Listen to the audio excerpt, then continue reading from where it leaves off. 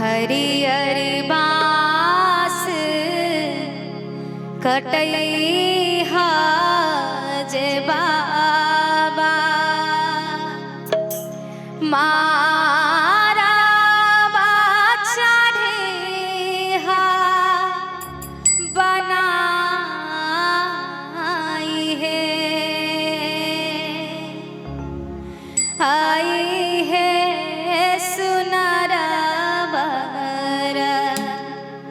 बैठी है मारब चली दूसा तमारब तो रहे हरियर बाँस कटई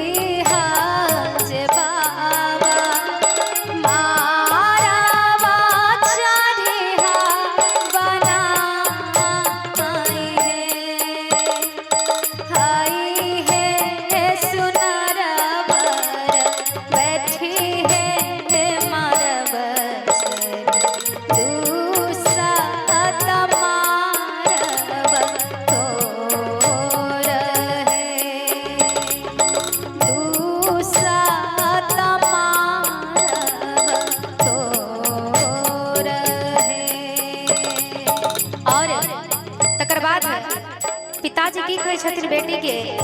गौर से सुनबे हरियर बाँस कटैलो के बेटी मारा चढ़लो बनाई है आइला सुनर बर बैठला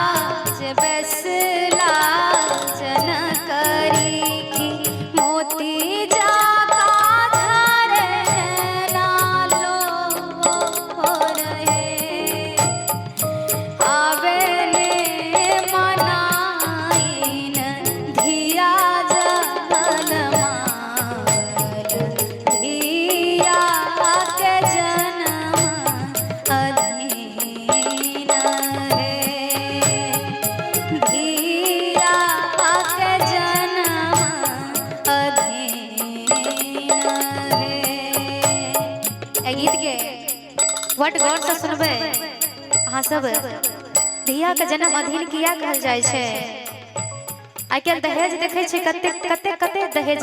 लै छै, डिमांड कयल जाय छै। तै दुआरे आदमी बेटी पैदा करे के लेल डरै छथिन। गौर से सुनबे दान करेला जे बसला जन करी मोती जाका झरे नालो रे आवे ने मनाइन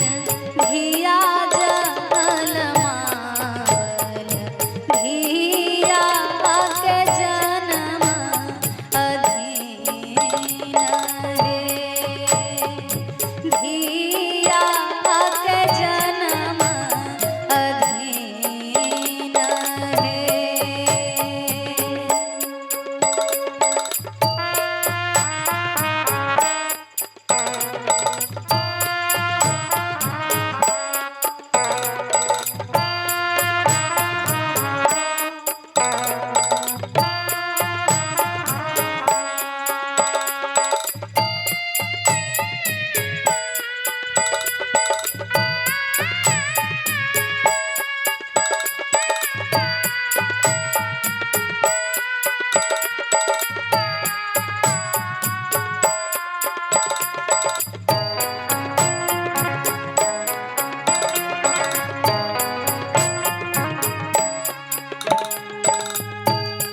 दान करिए जे